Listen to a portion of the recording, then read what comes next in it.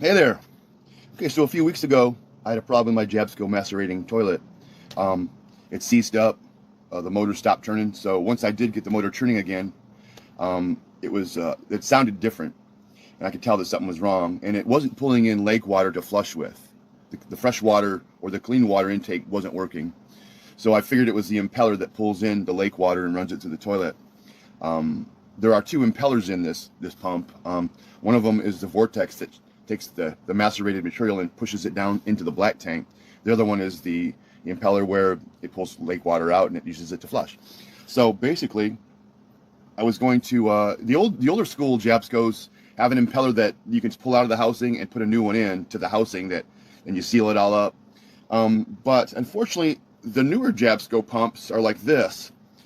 Here's the motor, and then here's the impeller that pulls the fresh water in. You may recognize that. But the older ones had access to the impeller. The newer ones are a sealed housing, so you can't get to the impeller and replace it. And I've seen these online. They're pretty expensive. So this is a more recent version of the impeller. And so I was going to basically buy one of these or buy the entire motor system and just replace that and have a new one. And they're about $300, which to me was a lot of money compared to what I could have done if I could have just replaced the impeller on this, which should have been a $30 part. So I was shopping online for options, and Amazon has these. This is an exact replacement. Let me go back a minute. If you put the old impeller and the motor together, you get this. Well, they were selling this same exact part. I'm trying to think of what the number is. 37010 is the Jabsco part.